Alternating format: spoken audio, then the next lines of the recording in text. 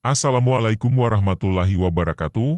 Saya Yusdi Afandi, calon guru penggerak yang berasal dari Kabupaten Pasuruan. Pada tugas kali ini saya akan menjelaskan tentang aksi nyata modul 1.4.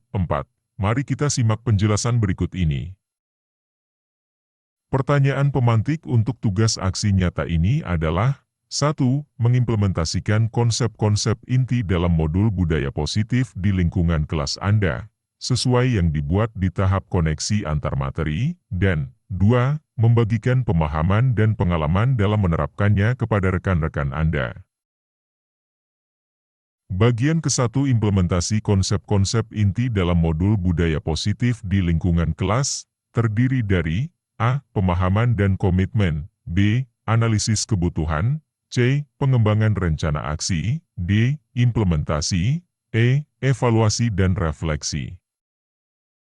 Bagian kedua, membagikan pemahaman dan pengalaman dalam menerapkannya kepada rekan-rekan komunitas, terdiri dari A. Pemahaman dan komitmen, B. Perencanaan, C. Implementasi, D. Evaluasi dan refleksi. Bagian ke-1, A. Pemahaman dan komitmen. Langkah pertama yang harus dilakukan adalah memahami dan berkomitmen untuk menciptakan budaya positif di kelas. Hal ini dapat dilakukan dengan mempelajari materi modul budaya positif secara mendalam dan membagikannya dengan rekan guru. Selain itu, perlu juga membangun komitmen bersama dengan seluruh warga kelas untuk menciptakan lingkungan yang positif, aman, dan nyaman. Ciptaan budaya positif di kelas tidak dapat terjadi begitu saja. Diperlukan pemahaman dan komitmen yang kuat dari semua pihak, termasuk guru, siswa, dan orang tua. Guru perlu memahami konsep budaya positif dan pentingnya untuk menciptakan lingkungan yang positif, aman, dan nyaman bagi siswa. Siswa perlu memahami nilai-nilai positif dan bagaimana menerapkannya dalam kehidupan sehari-hari. Orang tua perlu mendukung upaya guru dalam menciptakan budaya positif di kelas. Assalamualaikum warahmatullahi wabarakatuh. Selamat pagi.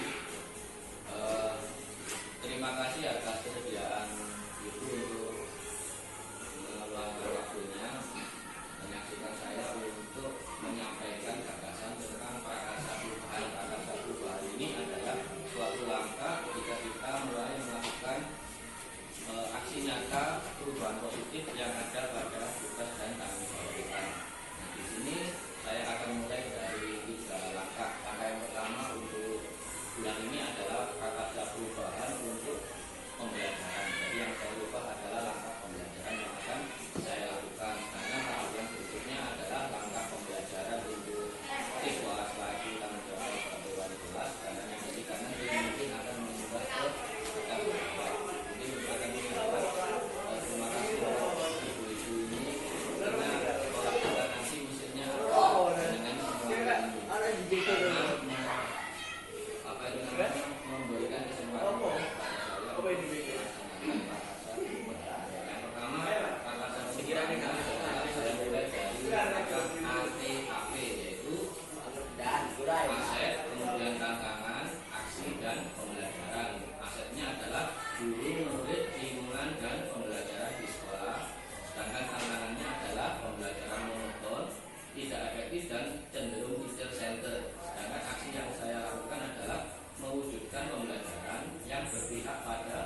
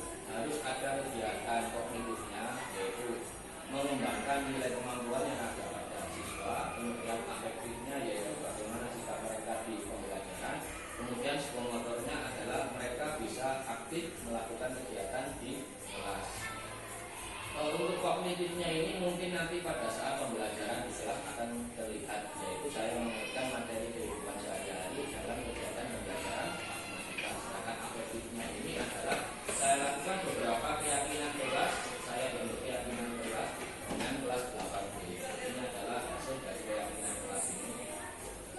Yang pertama adalah kemarin kami berdiskusi tentang menjaga kebersihan, kemudian kami juga berdiskusi tentang ini bahwa dasar siswa, ternyata dasar siswa itu yang masih kesulitan tentang panjang indera itu bagaimana cara memaksimalkannya.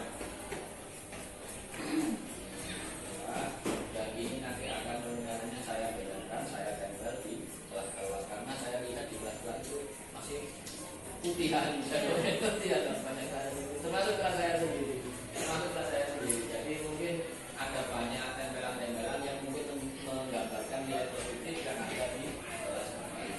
Dan ini mungkin ketika rapat Dewan Guru mungkin akan saya sampaikan, saya akan minta waktu kepada tentang keyakinan bahwa apa yang kita rasakan pada anak itu nanti dituliskan dalam bentuk tempelan-tempelan di kelas supaya anak itu banyak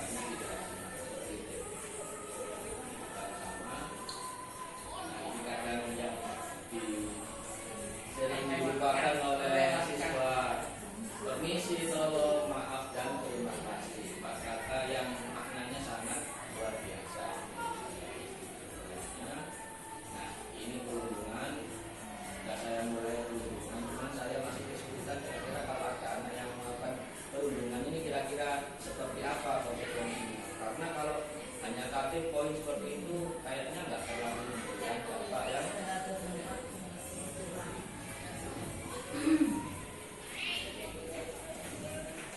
tahap ini hanya seperti itu. Bapak Ibu mungkin ada yang ditanyakan.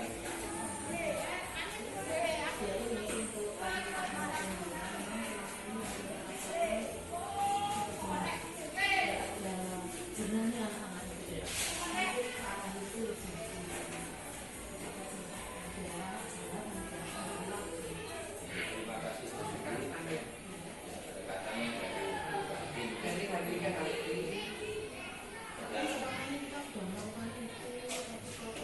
Beberapa saat saja, nanti sehari lagi sampai itu memang kondisi anak sekarang seperti itu ya. Dari Bu Ari sama Bu Nurul ada yang ingin ditambahkan? Kalau saya ingin menanyakan yang kesepakatan kelas apa sih tadi? Keyakinan kelas. Oke, dengan Itu sama enggak dengan kesepakatan? Kebetulan kami kesepakatan sih sudah ada. Gitu. Kalau kesepakatan itu cenderung berpijak pada aturan tertulis yang sifatnya itu seperti kayak aturan-aturan itu. Misalkan kalau misalkan terlambat, ada terlambat.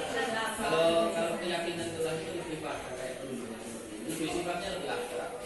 Kalau keyakinan kelas sifatnya lebih abstrak. Dan itu muncul dari anak-anak sendiri. Muncul dari anak-anak sendiri, kita simpulkan bersama dengan anak-anak. Kira-kira ini kalau kamu ingin dihargai orang lain, kamu harus bagaimana? Itu cenderung ke keyakinan nilai positif. Kalau kesepakatan kelas, misalkan sepatu di depan, kemudian sesuai jadwal, cenderung apa itu kesepakatan kelas. Jangan kalau keyakinan kelas lebih pada sifatnya abstrak dan nilai positif yang bisa kita tanamkan kepada siswa.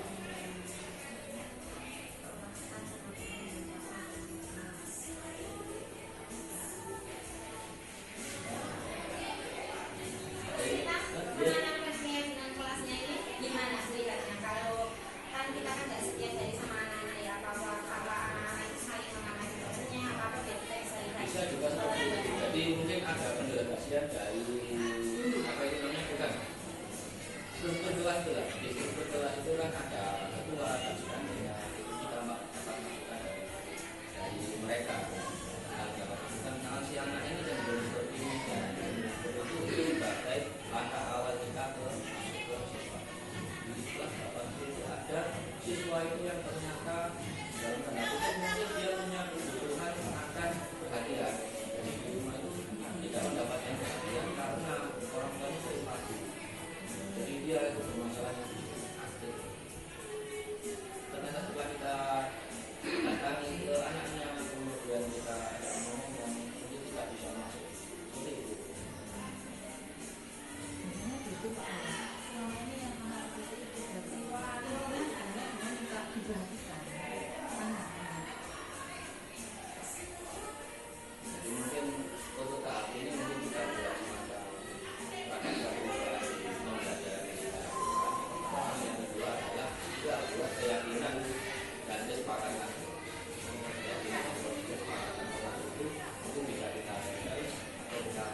ini saya pesankan penjelasan.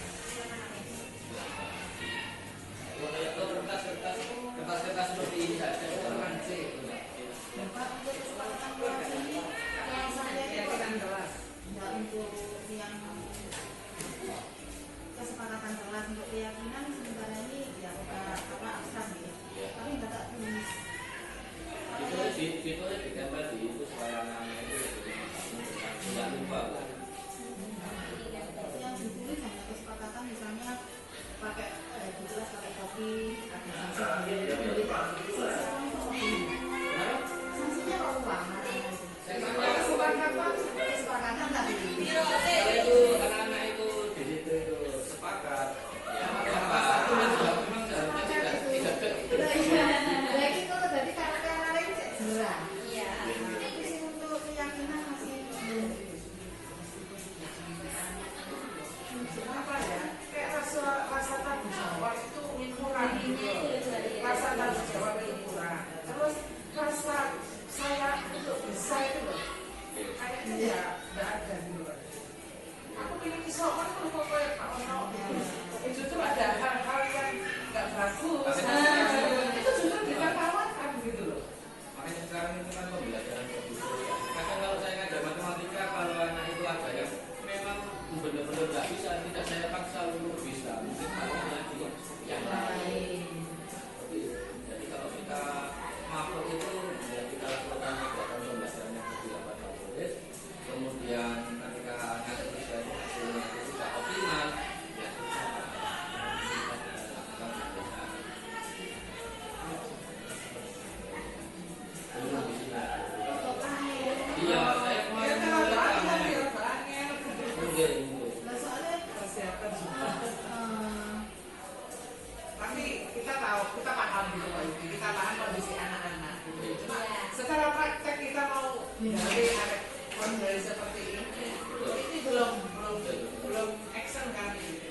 Mungkin nanti ada bulan ke berapa bila ada praktek pembelajaran komputer ini, jadi mungkin saya open kelas. nah itu bisa langsung saya bisa. Teman saya sudah selesai lagi ke Pak Ibu kemarin, cuman ya kayak responnya kayak ada apa saya Agak serbu terus.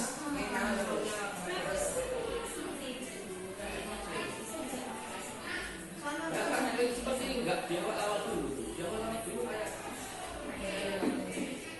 ya saya nggak tahu dapat Kayak saya ini belum lama, dulu lama ini pembelajaran belajar itu teman-teman. Sama tapi apa sih sak jami gitu. Kalau lihat ini terima kasih atas waktu yang telah diluangkan oleh Ibu untuk menyampaikan terima kasih.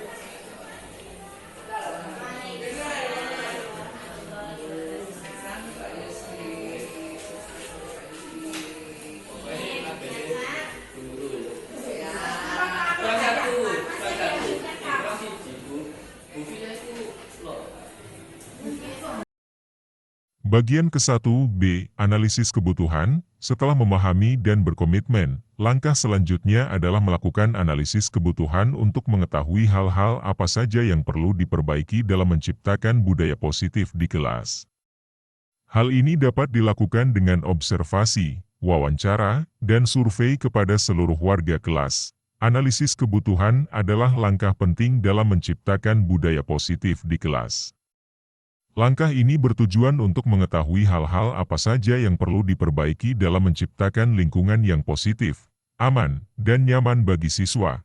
Ada beberapa cara untuk melakukan analisis kebutuhan, yaitu observasi. Observasi adalah salah satu cara untuk mengetahui kondisi yang sebenarnya di kelas. Guru dapat mengamati interaksi antar siswa, guru, dan orang tua, serta kegiatan pembelajaran yang berlangsung di kelas. Wawancara. Wawancara adalah cara untuk mendapatkan informasi langsung dari warga kelas. Guru dapat melakukan wawancara dengan siswa, guru, dan orang tua untuk mengetahui pendapat mereka tentang budaya positif di kelas. Survei. Survei adalah cara untuk mendapatkan informasi dari sejumlah besar warga kelas. Guru dapat membuat angket untuk mengetahui pendapat siswa, guru, dan orang tua tentang budaya positif di kelas. Berikut adalah beberapa contoh pertanyaan yang dapat diajukan dalam analisis kebutuhan. Bagaimana pendapat Anda tentang budaya positif di kelas? Apa saja hal-hal yang Anda sukai dari budaya positif di kelas? Apa saja hal-hal yang menurut Anda perlu diperbaiki dari budaya positif di kelas? Bagaimana Anda dapat berperan dalam menciptakan budaya positif di kelas? Analisis kebutuhan akan memberikan gambaran yang jelas tentang kondisi kelas saat ini. Informasi ini kemudian dapat digunakan untuk menyusun rencana aksi untuk menciptakan budaya positif di kelas. Kita belajar untuk mengenali tempat di sekitar kita dengan menggunakan Google Maps. Nah, kalian pasti tahu ini adalah daerah gimana ya? Malang. Ini bukan kita, coba kita ambil kita. SMPN 3 Purwodadi. Purwodadi juga di daerah lain juga ada. Tapi kita kan yang Sentul ya. Namun baru Sentul ini ya. Iya. Ini sekolah. Ini sekolah kita kan ya. Kalau kita lihat dari atas tentunya seperti ini sekolah kita itu.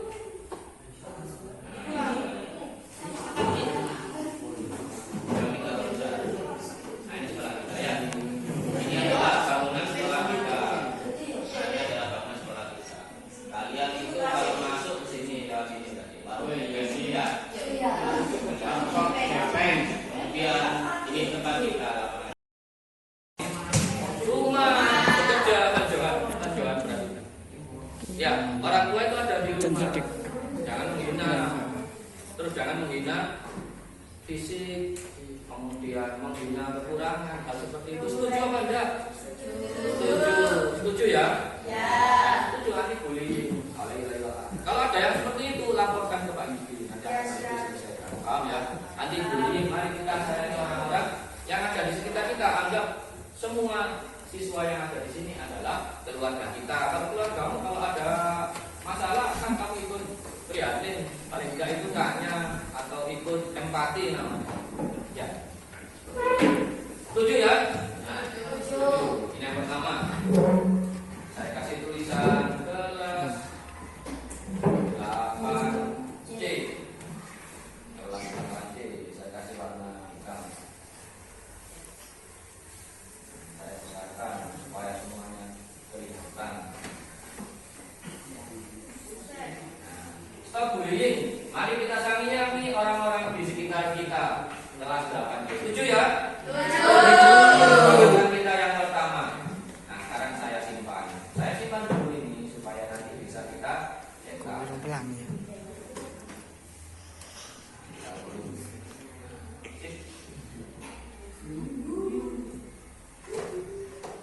Saya duduk.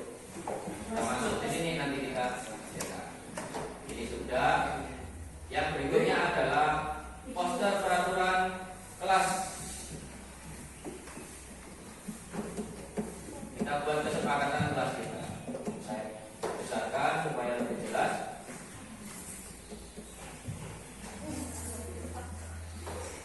Nah, ada artinya bis pantai. Saya kecilkan lagi supaya kelihatan. Nah, peraturan kelas kita dari ini ada BEAD, bis pantai. Pantai, bis itu artinya pantai. Pantai itu tempat kita untuk apa? Bersenang-senang, nyantai ya, nyantai. Artinya bis itu adalah bersikap sopan kepada siapapun. Setuju apa enggak? Setuju, bersikap sopan kepada siapapun. Kamu harus saling sopan antar teman. Nah, guru juga sama. Ekspresikan pendapatmu. Jadi mengekspresikan pendapat. Coba Leli, kalau menurut kamu peraturan kelas ini bagaimana tanggapanmu? Iya apa? Iya apa? Iya. Menurutmu ekspresikan pendapatmu itu sesuatu yang baik apa enggak? Iya. Berikan pendapatmu. Kenapa itu baik? Siapa yang punya pandangan, punya pendapat? Kenapa ekspresikan pendapatmu itu adalah hal yang baik? Apa? Citra?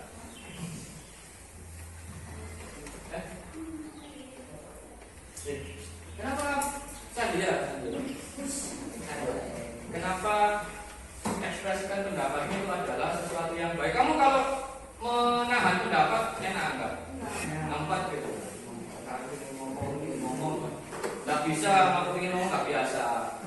Ya, kalau misalkan kita terbiasa untuk mengeluarkan pendapat, saya punya pendapat seperti ini. Nah, silakan diomongkan. Pak, saya mau kelas kita nanti seperti ini. Atau kalau kita kemarin membahas tentang rekreasi, kan kamu pasti punya pendapat. Itu kan ya?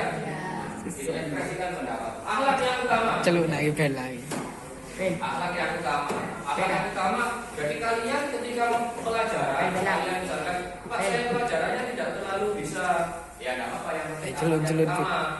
Nanti pelajarannya akan mengikuti sambil disusulkan. Yang penting akhlak yang utama. Akhlak yang utama seperti itu tadi.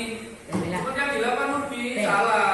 Akan saya kejar terus. Kalau kamu misalkan tidak menyepakati kesepakatannya itu, besok lupa saya ajak ke rumahnya. Atau seperti kalau terus sekarang saya ini melakukan kegiatan ini, tapi anaknya tidak mau bertanggung jawab. Kemarin kan bilang hari ini. Ya, kapan besok ya? Walaupun besok pagi tidak di sini, tapi kamu bawa saksinya yang lain ya.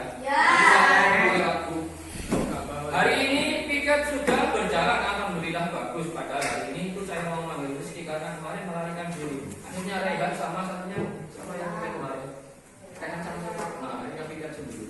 Pasti sudah piket, yang piket lagi ya memang harus seperti itu. Ada satu siswa yang melakukan pelanggaran, tidak mau bertanggung jawab. Jadi piket dilakukan saat pagi, saat di pembelajaran itu menghapus papan tulis, kemudian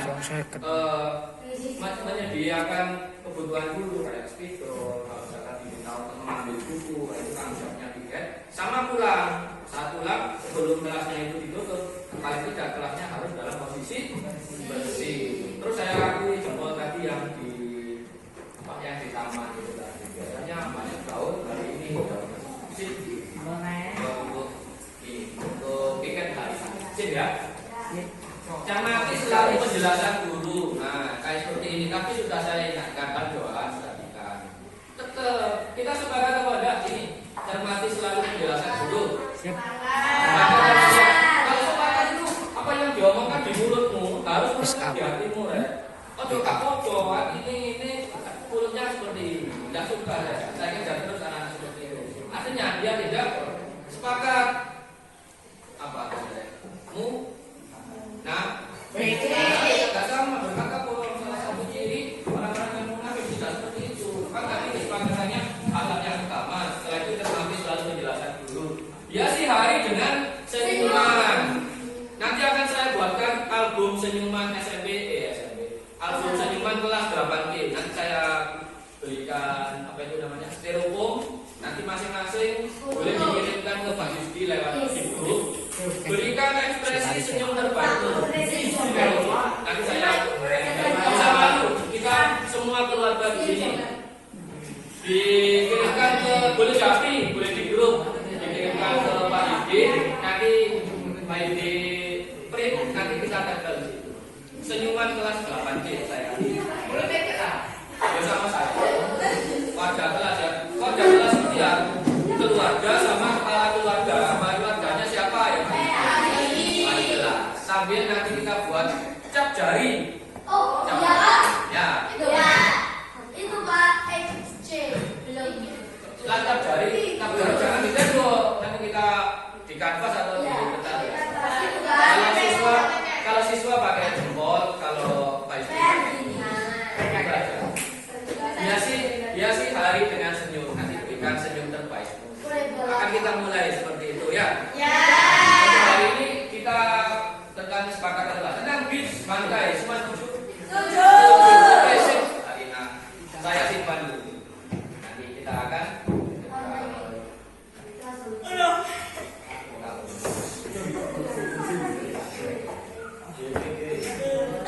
kita unduh. Sudah masuk. Nah, alhamdulillah selesai. Ini sudah.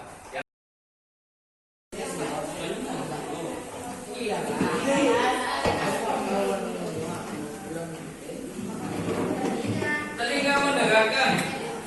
Mono kandani tuh kandani telinga mendengarkan. Kira-kira yang disebutkan Pak Yus di sini ada gak yang menyesatkan? Misalkan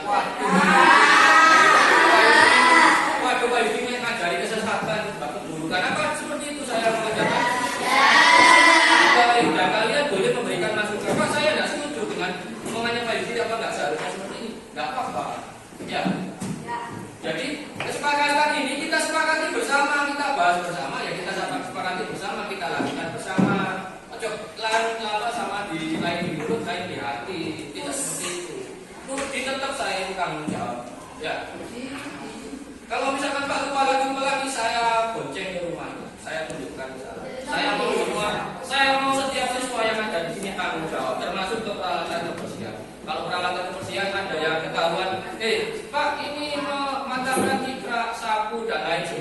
tanggung jawab mengganti.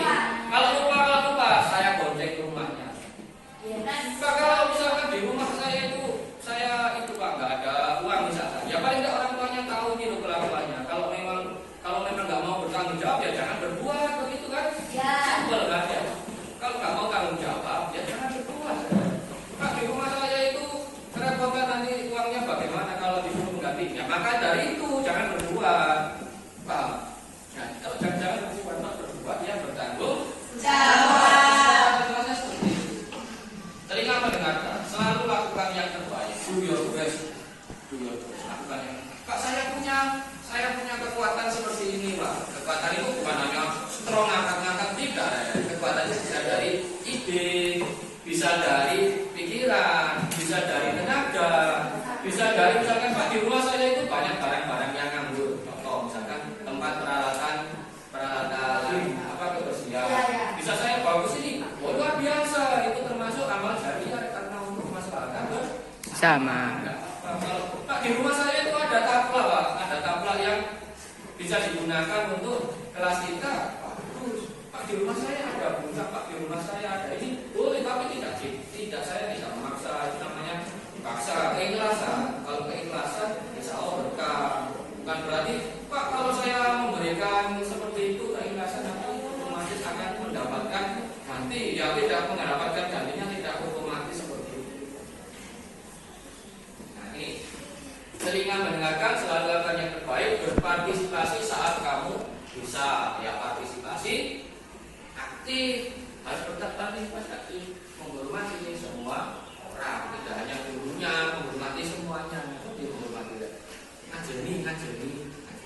Kalau ingin diajeni, harus ngajeni. Kamu mau dihormati, ya harus menghormati. Seperti itu pembuatan dakwah. Setuju siapa dari kita yang tidak setuju ini? Tidak saya tuliskan peraturan, tapi saya tuliskan keyakinan kami. Keyakinan kami. Semua setuju ya? Setuju. Semua setuju. Mulai hari ini boleh dikirimkan di grup, boleh dikirimkan lewat jaringan ke Pak Yudi. Berikan foto senyum terbaikmu. Isi. Kok isi tambah aku tak kawan sih tambah apa? Ya betul, Pak. Ya kamu kalau nggak mengirimkan foto berarti tidak menganggap dirinya bagian dari kelas 8. Ini kan akan gabungan kelas 8 foto ya. Enggak Pak, ini belum mengumpulkan foto. Ya wes perlu kelas ini kelas 8 ini enggak. Pokoknya sih enggak aneh-aneh. Jangan deh. Semuanya dengarkan. Jangan pakai tanda-tanda yang ini. Sekarang kan tahun politik, itu dikira kampanye. Ya.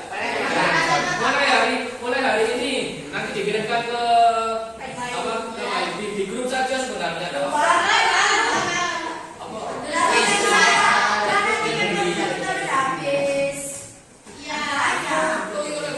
Memori kuntek.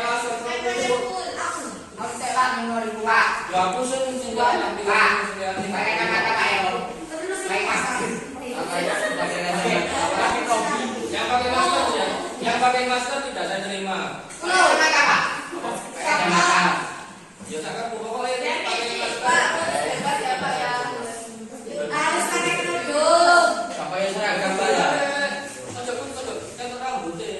Itu aja kan amplop ya, berdosa.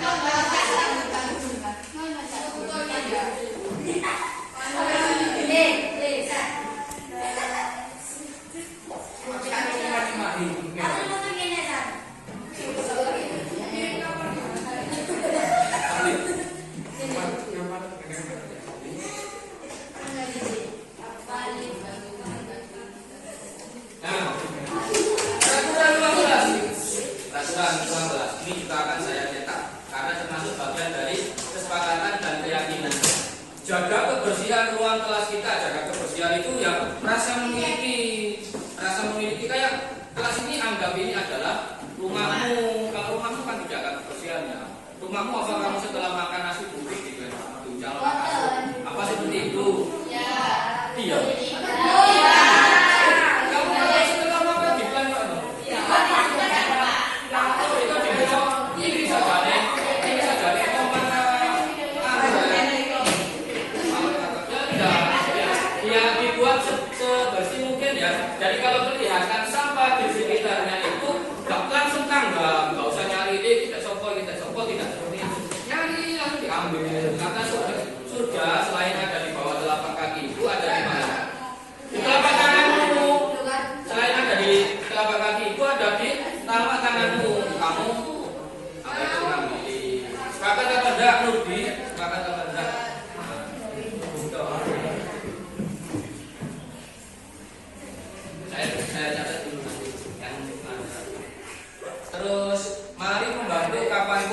bisa saling membantu. Kayak mau kamu repotan pasti dilepas kamu kok maskeran terus kenapa sih? Anak-anaknya begini lepas maskeran. Kamu di kelas kebetulan sudah nggak ada. Ya, boleh maskeran juga kalau sisanya ditutupi. Ya, itu introvert nggak boleh introvert ya. Itu introvert. Introvert itu antisosial. Antisosial itu nggak boleh kumpul, jangan kumpul. Oh iya, jangan kumpul. Kalau kembali barang gerak yang tepat, nanti akan saya pikirkan. Di situ di perpus itu ada banyak kata yang tidak terpakai. Tidak kita taruh di sini untuk keyakinan kelas. Boleh. Mari lakukan yang terbaik. Sudah ada tadi ya. Bebas ya. Bicaralah dengan guru jika kamu memiliki masalah. Nah, saya belum mendalami masing-masing dari kalian ya. Akan saya dalami termasuk kamu keluargamu bagaimana, kamu anak keberapa, orang tuamu bagaimana, kamu tinggal dengan siapa. Saya mau mendalami itu belum saya dalami. Cuman ada beberapa yang sudah dapat masukan dari guru-guru lain, termasuk wali kelasmu guru. Pada masukan Mbak. Apa? Buat kotak saran. Iya. Kotak saran, tapi kotak sarannya jangan isinya jangan yang aneh. Jangan Pak saya mau sekolah yang membawa HP ya pasti nggak disetujui. Negatif itu sarannya. Ya Pak saya mau sekolah yang pulangnya jam 7:30 saja. Semua ada yang tidak masuk akal. Bagus ini sarannya. Buat kotak saran. Kotak saran. Ini kan mari lakukan yang terbaik kan sudah ada tadi. Nah itu kita ganti dengan sarannya dari ini saja. Jun ganti. Sakarepe videomu koyo wae, kok aja diindek. Wis pokoke aja diindek. Di sini ada yang mau ditambahkan lagi. Kalau nggak ada yang ditambahkan lagi kita simpan. Nanti kita buat dan kita tempel jelas. Ini aplikasi ini namanya Canva ya, tahu kalian? Tidak punya menggunakan ini. Itu loh saya yang buat ini kelas sampai Pixel lagi tahu. Coba kayak ini. Mari sayangi teman. Mari sayangi teman. Itu maksudnya bukan konotasi yang negatif. Menyayangi teman itu artinya empati yang bodoh. Misalkan suatu saat ya ada temanmu yang biasanya ceria. Bagian ke-1, C. Pengembangan rencana aksi. Berdasarkan hasil analisis kebutuhan, selanjutnya dapat dikembangkan rencana aksi untuk mewujudkan budaya positif di kelas. Rencana aksi ini haruslah spesifik, terukur, dapat dicapai, relevan, dan berjangka waktu. Berikut adalah beberapa contoh rencana aksi untuk menciptakan budaya positif di kelas. Menciptakan keyakinan kelas. Guru dapat bekerja sama dengan siswa untuk menciptakan keyakinan kelas yang menjadi landasan bagi budaya positif di kelas. Keyakinan kelas ini dapat berupa nilai-nilai positif yang ingin ditanamkan di kelas, seperti saling menghormati, saling membantu, dan saling menghargai, mengembangkan pembelajaran yang bermakna. Guru dapat mengembangkan pembelajaran yang bermakna bagi siswa. Pembelajaran yang bermakna dapat mendorong siswa untuk aktif belajar dan berpartisipasi dalam pembelajaran, menciptakan lingkungan yang nyaman. Guru dapat menciptakan lingkungan yang nyaman bagi siswa. Lingkungan yang nyaman dapat membuat siswa merasa aman dan percaya diri untuk belajar, mengembangkan keterampilan sosial emosional. Guru dapat mengembangkan keterampilan sosial emosional siswa. Keterampilan sosial emosional dapat membantu siswa untuk berinteraksi dengan orang lain secara positif. Dengan mengembangkan rencana aksi yang baik, guru dapat menciptakan budaya positif di kelas yang dapat mendukung pembelajaran dan perkembangan siswa.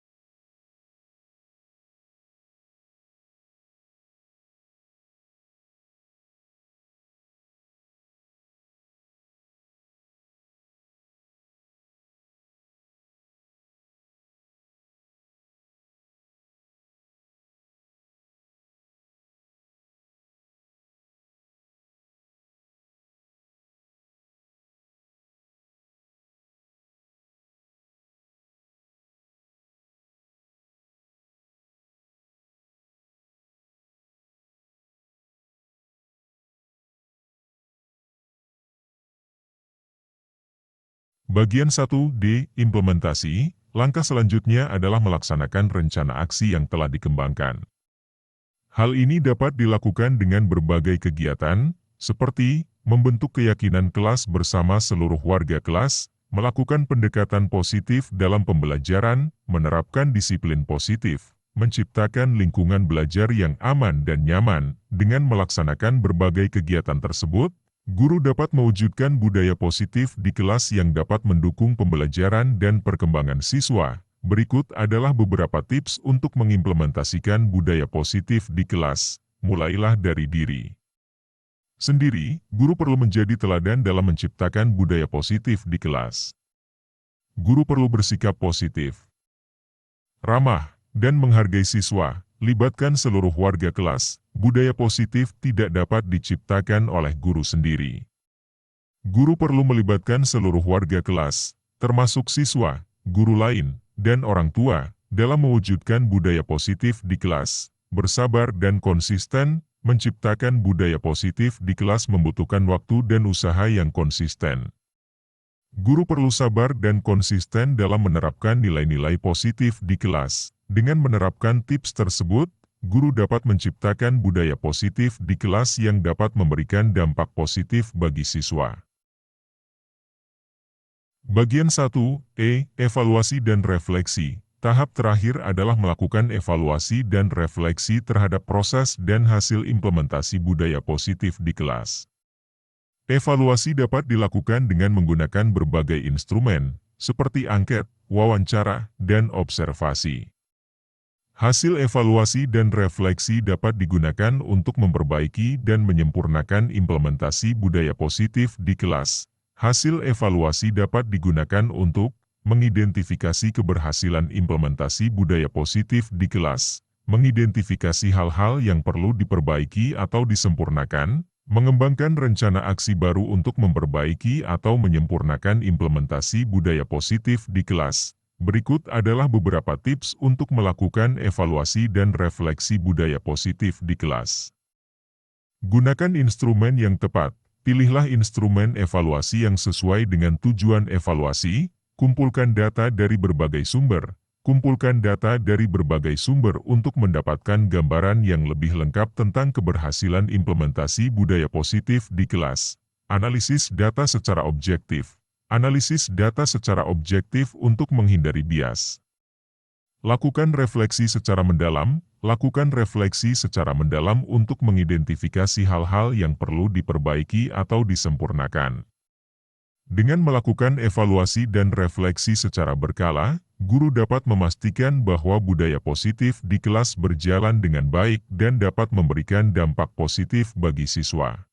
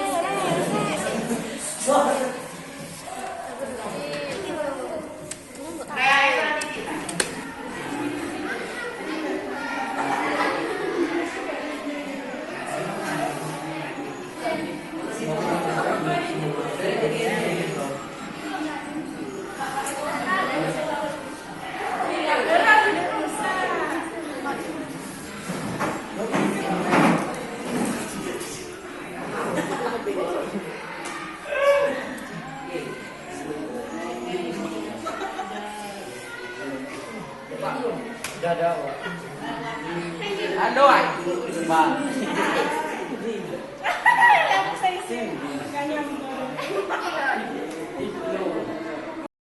Bagian kedua, membagikan pemahaman dan pengalaman dalam menerapkannya kepada rekan-rekan komunitas. Berikut ini adalah diseminasi budaya positif di KKG Guslah 2 Kecamatan Tutur.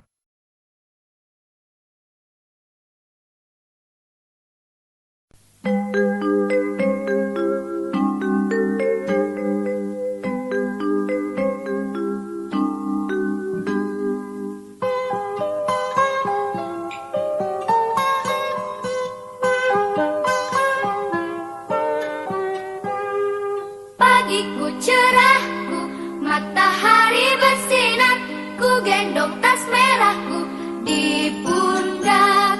Selamat pagi semua, ku nantikan dirimu di depan kelasmu, menantikan kami.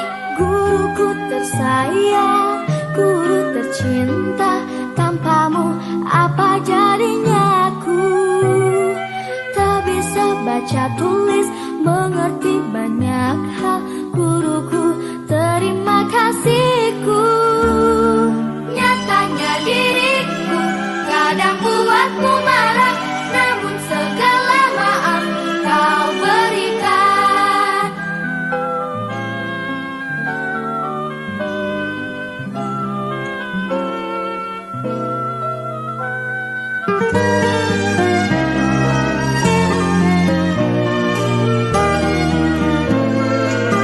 Guru saya di KMD. Ya, jadi di KMD guru saya.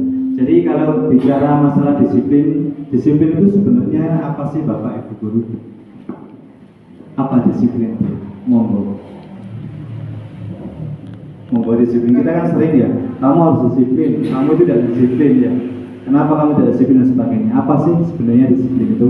Ya, jadi kalau menurut di sini itu berasal dari bahasa Latin, ada disiplina yang artinya belajar ya. Berarti disiplin itu belajar. Berarti anak yang belum disiplin itu berarti belajarnya masih kurang ya, dan harus terus belajar.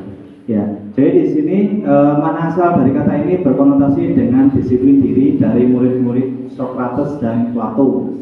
Disiplin diri membuat orang menggali potensinya menuju sebuah tujuan apa yang dia hargai. Ya, kan ada misalnya tipe siswa itu ada yang takut guru, ada yang sungkan sama guru. Ya, kalau misalnya takut, kalau tidak ada gurunya, mesti dia akan gaduh. Ya, tapi kalau dia misalnya guru itu merasa dihargai, itu biasanya anak ada atau tidaknya guru itu biasanya dia akan tetap tertib ya atau aman. Ya. Namun dalam budaya kita, makna kata disiplin ini telah berubah menjadi sesuatu yang dilakukan seseorang pada orang lain untuk mendapatkan kepatuhan atau secara paksaan. Kecenderungan umum adalah menghubungkan kata disiplin dengan ketidaknyamanan, bukan dengan apa yang kita hargai atau pencapaian suatu tujuan mulia. Itu adalah kata disiplin. Ya. Nah, di situ ada kotak warna biru ya, menarik sekali. Anda tidak bisa mengontrol orang lain, hanya Anda yang bisa mengontrol diri Anda. Itu saya rasakan, ini pengalaman saya sendiri ya. Kebetulan di tahun ini saya dipercaya sebagai wali kelas 10-2. Jadi yang awalnya saya guru, yang tanggung jawabnya adalah mengajar saja. Sekarang di tahun ini saya mendapatkan kewajiban untuk mendampingi siswa. Ya. Jadi di awal tahun pembelajaran ini, ketika kegiatan PLS, otomatis siswa kita kan akan mengenal lingkungannya dari fase SMP ke SMA. Kebetulan anak dari didik saya itu melanggar peraturan, yang mana di sekolah itu ada peraturan yang berupa poin. Dan poin di sekolah saya itu maksimalnya adalah 250. Nah, ketika melakukan kesalahan di di lingkungan sekolah, ternyata kebudayaan yang lama, yang mana budayanya tidak baik, masih tetap dilanjutkan di sekolah tersebut, yaitu membawa rokok, dan poinnya adalah 100. Ya. Jadi saya berpikir seperti ini. Kebetulan pas waktu itu saya juga sudah masuk di CGP, ya. Jadi saya pikir gini, kalau misalnya anak ini saya marahi, tentunya dia itu akan mengulangi lagi atau tidak. Saya berpikir seperti itu. Akhirnya pas waktu itu terpaksa sekolah harus mendatangkan orang tua. Saya bilang ke anaknya, kenapa kamu melakukan seperti ini? Ya, ternyata dia cuma ikut-ikut temannya. Dia nggak membawa rokok juga kena poin 100. Akhirnya saya kembalikan. Pak Hadi cuma berpesan, saya tidak melarang kamu melakukan sesuatu apapun, tapi sampean harus sadari apa yang sampean lakukan itu akan berimbas pada orang lain, terutama pada keluarga. Jadi disiplin di sini yang saya mau terapkan adalah menyadarkan dirinya. Karena anak zaman sekarang itu ngapunten nggih, semakin dia dilarang akan semakin dilakukan. Seperti anak saya ya. Jadi kalau misalnya dilarang, dia bukan tambah berhenti, dia tambah penasaran, ya seperti itu. Itu mungkin yang saya terapkan disiplin di kelas saya. Jadi saya lebih bukan ke fisiknya, tapi ke hatinya. Jadi waktu itu ada orang tuanya, beliaunya juga saya bilang, Bu, ke anaknya jangan keras-keras ya, karena anak zaman sekarang itu tidak bisa pakai kekerasan. Jadi disiplin di sini adalah kemampuan memerintah diri sendiri dalam mengontrol dan menguasai diri untuk memilih tindakan yang mengacu pada nilai-nilai yang kita hargai dengan penuh tanggung jawab tanpa terperintah orang lain. Kalau dibaca yang merahnya saja, disiplin memerintah diri sendiri, tanggung jawab tanpa diperintah orang lain. Berarti disiplin di sini apa? Tentang kesadaran diri. Ya, seperti itu. Oke. Maksud dari nilai yang kita hargai adalah nilai kebajikan yang mana secara sifat itu positif manusia merupakan tujuan mulia yang ingin dicapai setiap individu. Nilai kebajikan itu sebenarnya banyak ya. Salah satunya ada di dimensi profil pelajar Pancasila ya. Ada beriman, berakhlak mulia, mandiri, bernalar kritis, berkebinekaan global, bergotong royong, dan kreatif. Tapi sebenarnya kalau saya universal masih banyak. Ya. Lanjut Bapak. Nah ini teori motivasi ini nanti akan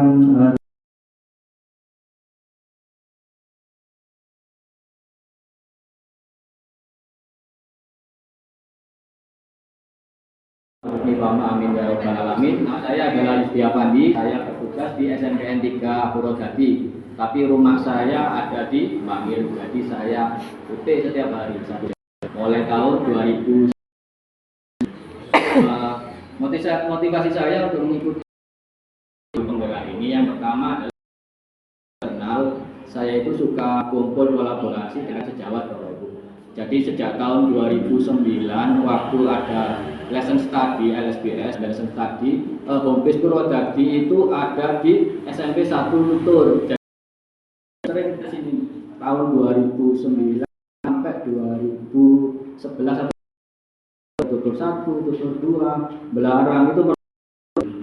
Jadi saya mulai tahun 2009 aktif di kegiatan keguruan. Jadi ada mungkin saya bisa masuk. Jadi kemarin saya mencoba untuk mengisikan isu yang telah saya lakukan. Kemudian motivasi internal saya yang pertama adalah kita kumpul di guru, kemudian ada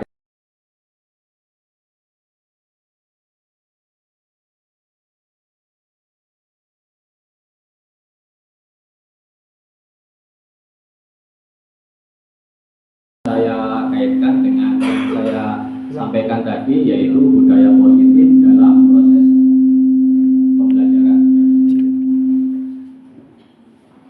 Yang pertama adalah motivasi eksternal. Kalau tadi yang saya sebutkan yang di awal tadi adalah motivasi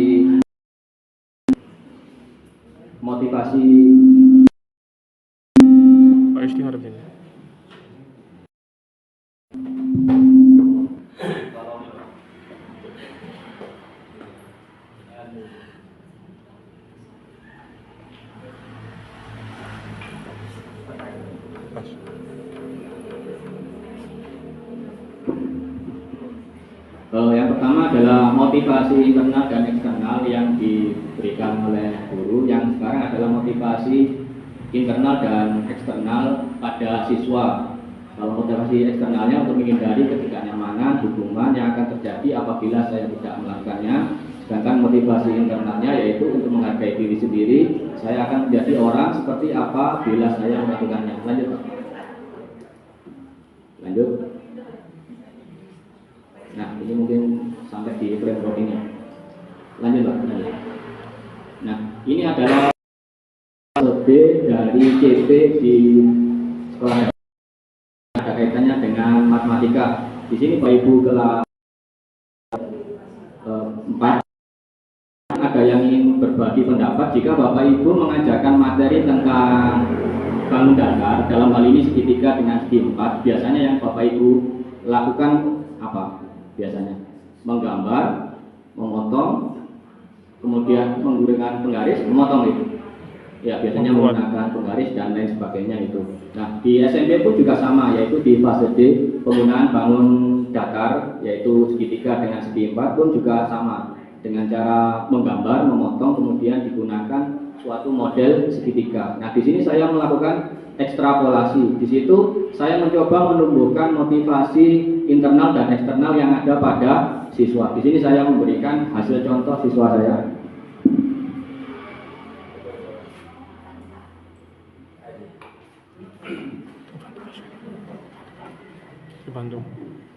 Ini adalah pada saat saya mengajarkan materi geometri di fase D, yaitu tentang segitiga dengan segi 4. Biasanya kalau di materi di buku apa yang disediakan oleh Kementerian Pendidikan itu biasanya hanya berputar tentang jenis-jenis segitiga, kemudian luas, kemudian volume. Nah, seperti itu. Nah, di sini saya mencoba untuk menumbuhkan motivasi internal dengan eksternal untuk menunjukkan bahwa segitiga dengan segi 4 itu manfaatnya banyak dalam kehidupan sehari-hari. Contohnya adalah ini, contohnya adalah pembuatan jembatan dari stick SD. Kembali ke tadi. Nah, setiap kegiatan yang saya lakukan, jadi setiap kali kegiatan pembelajaran yang saya lakukan, pembelajaran saya itu saya dokumentasikan, kemudian saya simpan. Jadi kalau ada kompetisi keguruan, saya tinggal mengambil seperti itu. Nah, ini juga salah satunya. Nah, saya mencoba untuk menumbuhkan segitiga dengan segi 4. Jadi saya munculkan konteks di situ, situasi dunia nyata. Jadi siswa itu saya tunjukkan gambar jembatan yang ada di Banggil sana itu jembatannya berupa seperti ini. Nah, saya tanyakan anak, kenapa kok bentuknya segitiga, kok nggak segi 4 saja atau garis-garis saja seperti itu. Saya mencoba untuk masuk ke situ. Setelah itu saya munculkan batasan dari masalah tersebut. Kira-kira kalau kita mau membuat suatu jembatan, bagaimana caranya? Yang pertama, jembatan itu harus memenuhi 3 syarat. Menghubungkan dari titik A ke titik B. Jadi model yang saya gunakan di pembelajaran saat itu adalah PJBL, Project Based Learning. Kendala yang pertama adalah titik A ke titik B. Di sini anak-anak saya buat permasalahan. Jembatan tersebut harus mampu untuk menghubungkan antara titik A ke titik B dengan jarak minimal. Saya buat jarak minimalnya. Terus yang kendala yang kedua, kalau kita membuat jembatan, yang pertama adalah biayanya harus minimal, seminimal mungkin. Oleh karena itu stik es krimnya saya kasih batasan. Stik es krimnya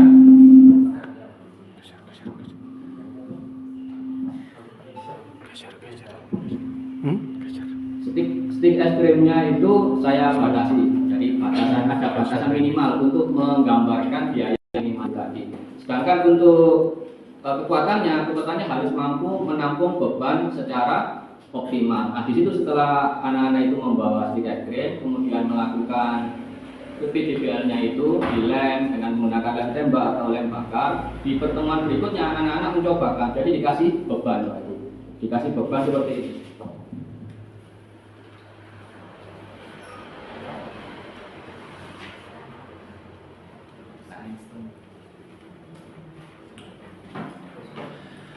Jadi bebannya kami gantungkan seperti ini. Bebannya digantungkan seperti ini.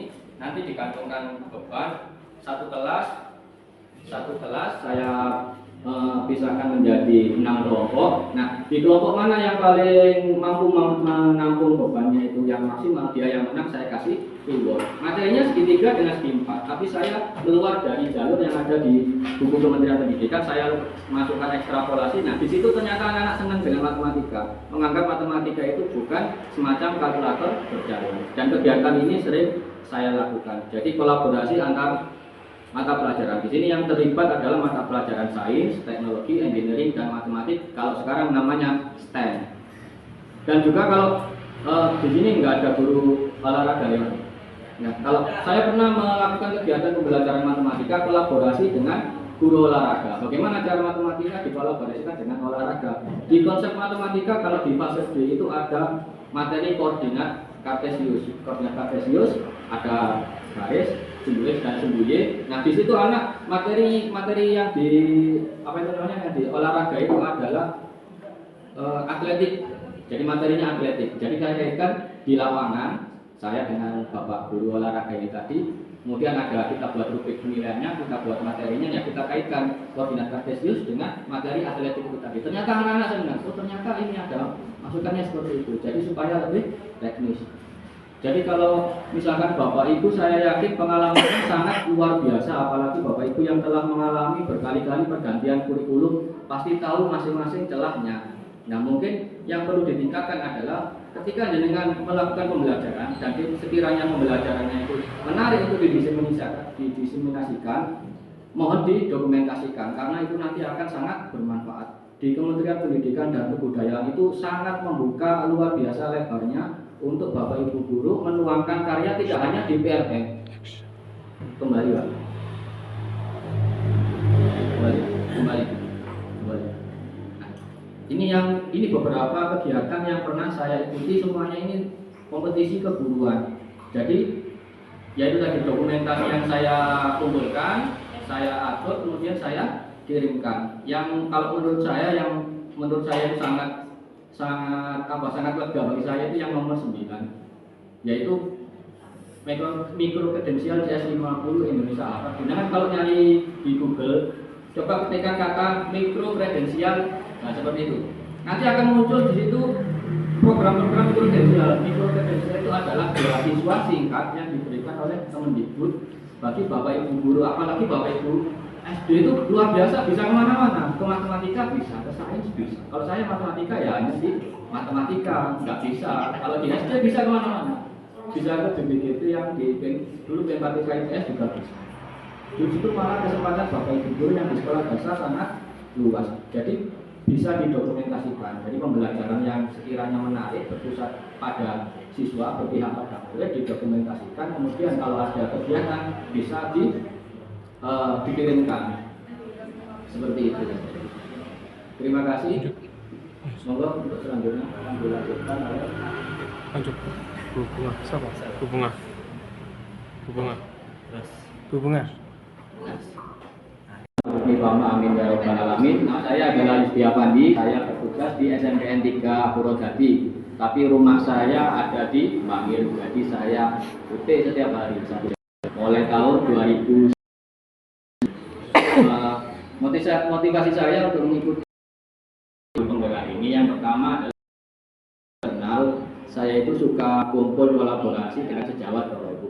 Jadi sejak tahun 2009 waktu ada lesson study LSBS, lesson study homebase Purwodadi itu ada di SMP 1 Tutur. Jadi sering ke sini tahun 2009 sampai 2011 Tutur 1, Tutur 2, Belarang itu.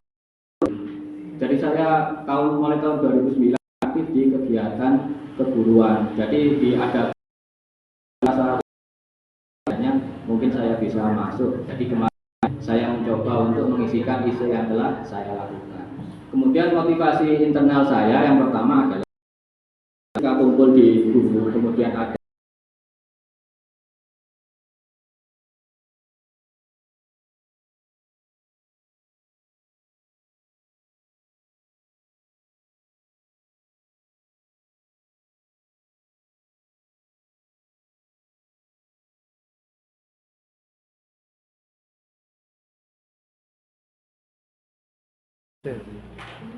Baik Bapak Ibu, lanjut nggih. Ngantuk napa mboten panjenengan? Ngantuk, saya mboten ngantuk kula nyuwun berdiri nggih. Saya mau ngajak jenengan menari-nari motor melon. Semerap toh? Tapi mungkin gerakannya berbeda. Kalau sekarang gini, saya kasih contoh dulu nggih. Watermelon, watermelon.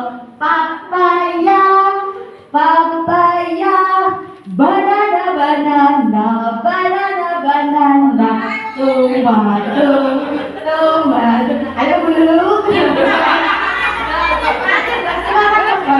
Bodoh itu gitu. Coba biar tidak ngantuk semuanya. Pertama gitu. 1, 2. Ada yang mau kok? Jadi ada itu yang mau dari itu ke di depan sini. Perwakilan laki-laki perempuan. Perwakilan. Ayo. Malu. Aku sudah tahu. Ayo sama-sama gitu. 1, 2, 3. Watermelon, papaya,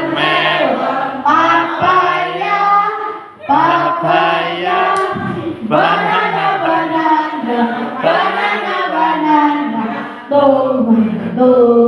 tomato. Sekali lagi ya, cepat ya. Aku lo ngomong serong. 1, 2, 3. Watermelon, papaya, banana, tomato. Terima kasih Bapak Ibu. Kesepakatan kelas. Saya yakin panjenengan di sini sudah buat kesepakatan kelas nomor dereng. Di awal pelajaran, peraturan yang disepakati bersama anak didik.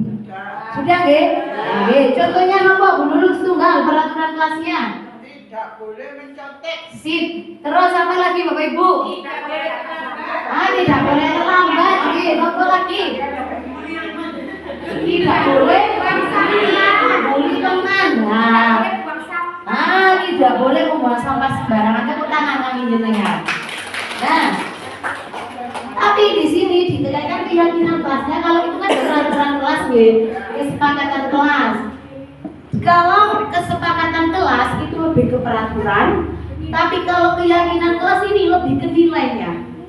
Nilainya dari kayak tadi tidak boleh mencontek. Apa nilainya Bapak Ibu? Kejujuran. Nah, terus tidak boleh membuang sampah sembarangan. Disiplin masuk di situ, tidak boleh datang terlambat.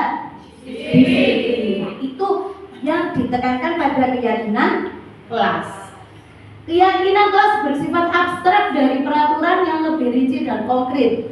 Keyakinan kelas berupa pernyataan-pernyataan yang universal, itu tadi disiplin, bertanggung jawab, kejujuran, itu contohnya Pernyataan kelas senantiasa dibuat dalam bentuk positif. Nah ini bedanya. Kalau panjenengan tadi kesepakatan kelas kan dilarang mencontek, dilarang buang sampah sembarangan, dilarang datang terlambat. Kalau keyakinan kelas, konteks kalimatnya harus positif. Nggak boleh memakai kata dilarang atau tidak. Oke. Kenapa Bapak Ibu? Karena apa? Dari situ anak kan biar tidak merasa tertekan dilarang tidak, nah, seperti itu. Jadi kita menampilkan kata-kata positif supaya dorongan dari dalam diri siswa itu tumbuh dengan sendirinya. Makanya tidak menggunakan kata-kata negatif, harus menggunakan kata positif. Keyakinan kelas hendaknya tidak terlalu banyak sih, dan mudah diingat dan dipahami. Nah, saya sendiri pengalaman. Saya kemarin buat kesepakatan kelas itu ada 12 orang lain dan diri sendiri lah. Itu hadir di sekolah 15 menit sebelum pembelajaran dimulai. Berarti menghormati orang lain, komitmen pada satu Bapak Ibu. Nah, kalau tadi ada yang saya sampaikan kok ada nilainya.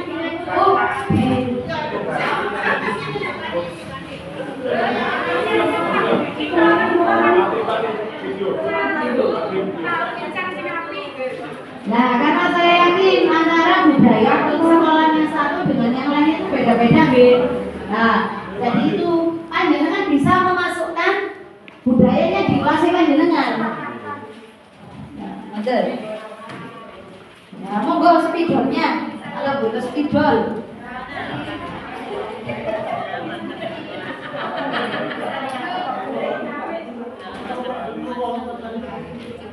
Nah, apa nih Bapak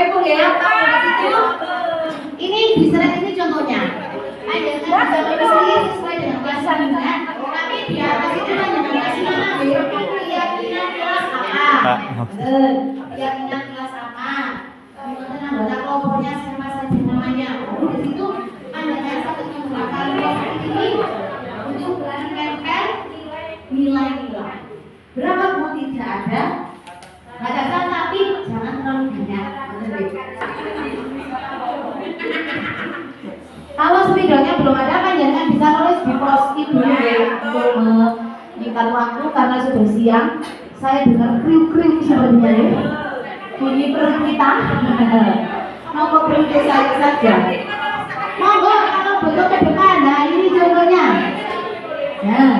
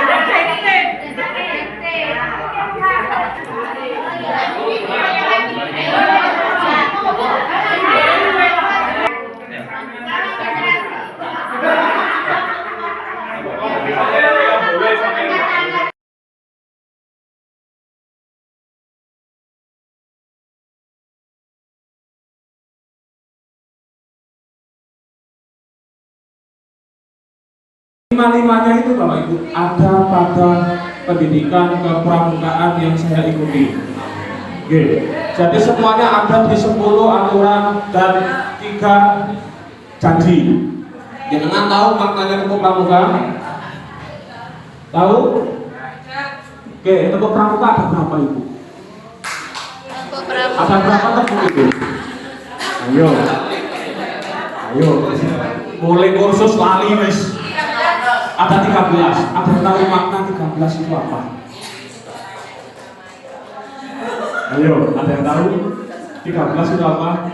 Oke, 3 ketukan pertama adalah janji seorang pramuka. Yang 10 ketukan berikutnya, tepukan berikutnya adalah dasar dharma. Oke, kemudian tadi saya sedikit tertarik dengan P5. Oke, dengan turun ke sini membahas tentang P5. Harapan saya yang notabene tepuk tangan untuk kotor yang kemarin juara 1 perkemahan. Aku nggak ngurusi kecamatanku ini soalnya apa? Ngurusi pelantikan Garuda yang ada di Tutur juga. Jadi Bapak Ibu, harapannya ke depannya jenengan kelas 1 sampai kelas 4 itu adalah dunianya anak siaga. Jadi kalau dulu kita cari nilai pramuka, ayo pembina pramuka kayak orang nilai. Sekarang yang memberi nilai adalah Bapak Ibu guru. Dari mana Pak nilainya Pak? Kurikulumnya pramuka itu adalah SKU dan SKK. Di P5 tadi ada memilah sampah. Di SKU ada Bu, dapat menggolongkan sampah organik, non-organik dan kimia. Jenengan sudah melaksanakan P5 tentang sampah, otomatis anak-anak SKU harus langsung tanda tangani. Meskipun jenengan belum KMD, KML, KPD, jenengan berhak untuk menandatangani SKU karena jenengan mampu. Kemudian di saya ada kemarin kegiatan P5 saya gasak tumpas. Gasak tumpas itu gerakan memasak gantung penghias. Nah, setelah melaksanakan bahasa itu pas anak-anak saya, dia masak sendiri, saya kasih Bapak Ibu bed memang masak. Yang notabene kak moro-moro wingi anakku tak budalno Garuda didungi kepoloe bed langsung dipasang. Bed. Koncone takon, awakmu kok iso atau ibu? Ampuh aku dikeheki. Nah, harapannya nanti kelas 1, 2, 3, 4 bisa mengimplementasikan itu di gugus depannya masing-masing.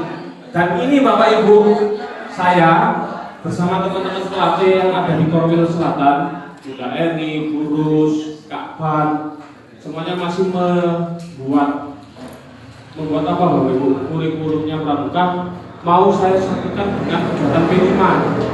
Di SD saya P5-nya saya buat 2 hari. Yang 1 hari untuk kelas rendah, yang 1 hari untuk kelas tinggi. Yang kelas tinggi saya buat untuk kegiatan penggalang, yang untuk kelas rendahnya saya otomatiskan, saya fokuskan di kegiatan siaga. Karena apa? Anak yang berangkat Garuda itu minimal yang kelas 3. Jadi kelas 1 naik ke kelas 2 dia sudah siaga mula, kelas 2 ke kelas 3 siaga batu, kemudian di kelas 3-nya mau naik ke kelas 4 dia menempuh yang namanya siaga rata. Seperti itu. Jadi gak moro-moro anak-anak dipupuri, orang pasang bed, dikasih bed seperti itu, tapi ditempel bed. Nah, oleh dari mana? Dari oleh. Nah, apalagi karena kemarin Garuda, soalnya guru nih, soalnya apa? Anakku sekolah budal kabeh, tak order no. Serokio rek, 75 wis. Nah, seperti itu Bapak Ibu. Jadi ada berjenjang pendidikannya di kepramukaan dengan P5 itu ada kesinambungan. Harapan saya seperti itu. Jadi kegiatan apa saja? Misalkan lomba baris, dapat bed baris sama SKU baris kita tangani. Di kegiatan P5 bisa masuk karena P5 bukan hanya produk tapi juga karakter juga bisa masuk. Sholat berjamaah, TKK sholat. Satunya sholat berjamaah adzan, TKK muadzin. Kemudian kegiatan P5 kita kemas dalam bentuk berkemah. Apakah bisa Pak? Saya bisa. Kegiatan P5 mulai pagi sampai pagi lagi kita buat dengan sistem berkemah. Seperti itu Bapak Ibu. Itu terkait kebutuhan dasar manusia yang bisa saya jelaskan. Berikutnya akan saya lanjutkan ke teman saya Pak Dian di materi terakhir tentang strategi segitiga restitusi. Ada pertanyaan, ngomong saya dari sini. Pak, aku itu mencari pembina itu gak lihat ngomong kan Pak Kama Bigusku kepala sekolah itu gak seneng aku pramuka itu percaranya. Nah, dengan sampaikan ada yang namanya EWPK, ada yang namanya pramuka wajib, ada yang ekskulnya yang wajib, ada yang pramukanya yang wajib.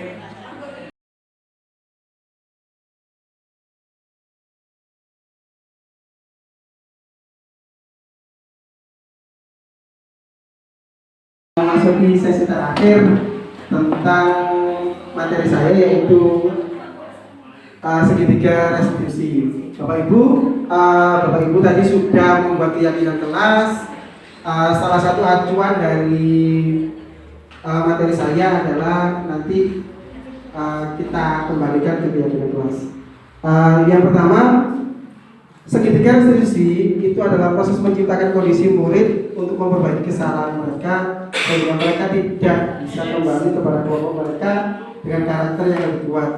Nah, melalui restitusi ini guru dapat yang pertama membantu murid lebih baik, menjadi lebih memiliki tujuan disiplin positif serta memulihkan diri setelah berbuat kesalahan. Jadi di sini setelah anak-anak itu melakukan kesalahan, diharapkan anak-anak itu menjadi menjadi dirinya yang lebih baik. Yang kedua, membantu murid untuk jujur pada dirinya sendiri dan mengevaluasi dampak dari kesalahan yang digunakan. Jadi kita istilahnya menggali keyakinan untuk siswa jujur itu kita menggunakan segitiga restitusi ini. Jadi anak-anak kalau memang benar-benar dia itu melakukan kesalahan, jadi anak-anak itu digali supaya anak itu jujur untuk mengakui kesalahannya. Yang ketiga, memberikan penawaran bukan paksaan. Jadi nanti di sini guru itu memberikan penawaran solusinya bagi anak-anak untuk menanggulangi masalah yang mereka hadapi. Lanjut. Adapun tahapannya, yang pertama itu menstabilkan identitas. Menstabilkan identitas ini bisa melalui pertanyaan-pertanyaan. Yang pertama, setiap orang pasti pernah melakukan kesalahan. Bapak Ibu, kalau kita menjumpai anak kita di berbuat salah, mungkin ada yang bertengkar di kelasnya. Kita panggil anak itu, usahakan kita jangan untuk memarahi diri. Bahwa anak-anak, semua orang itu pasti berbuat salah dan pasti pernah berbuat salah.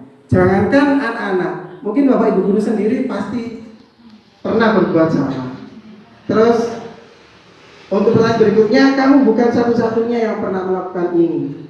Jadi meyakinkan anak itu bahwa perbuatan salahnya itu bukan dijadikan dasar anak untuk menjebloskan mentalnya anak itu lebih jelek, tapi anak itu disadarkan bahwa berbuat salah itu tidak apa-apa selama itu bisa disadarkan. Yang kedua, validasi tindakan yang salah. Jadi tindakan yang salah itu bisa kita validasikan dengan pertanyaan yang pertama, kamu tentu punya alasan mengapa melakukan itu. Jadi yang selama ini